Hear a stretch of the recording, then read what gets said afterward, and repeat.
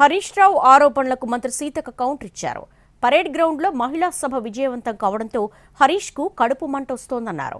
BRS పాలనలో కవిత ఒక్కరే ఎదిగారని విమర్శించారు.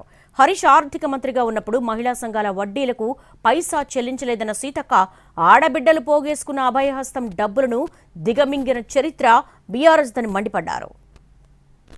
రుణాలు ఇవ్వలేదు, మహిళలు అప్పుల పాలవుతున్నారు, మహిళలు ఆగమవుతున్నారు. అయ్యా, మీకంటే దరిద్రంగా ఈ దేశంలో ఎవరు లేరు. ఆడబిడ్డలు ఎవరన్నా ఎదగాలంటే మీ కవితమ్మనే ఉండాలి. రాష్ట్రంలో బతుకమ్మ ఆడాలన్నా ఆమె ఉండాలి. బీసీ ఉద్యమం అన్నా ఆమె వచ్చి హైజాక్ చేస్తుంది, ఎస్సీ ఉద్యమం అన్నా ఆమె హైజాక్ చేస్తుంది, మహిళల ఉద్యమం అయినా ఆమె హైజాక్ చేస్తుంది. ఇలా కేవలం మీ ఇంటి బొమ్మలు, మీ ఇంటి బిడ్డలు మాత్రమే ఉండాలి తప్ప ఈ రాష్ట్రంలో ఏ ఆడబిడ్డ ముందుకు రావద్దనేది మీ యొక్క లక్ష్యం, మీ యొక్క ఉద్దేశం. దాన్ని దృష్టిలో పెట్టుకొని మహిళా సభను సక్సెస్ అయిందని చూసి కళ్ళలో నిప్పులు పోసుకొని అవాకులు చెవాకులు అబద్ధాలు మాట్లాడుతున్నారు. అసెంబ్లీ వేదికగా మాట్లాడతామన్నారు కదా, ఖచ్చితంగా మేము నిరూపిస్తాం.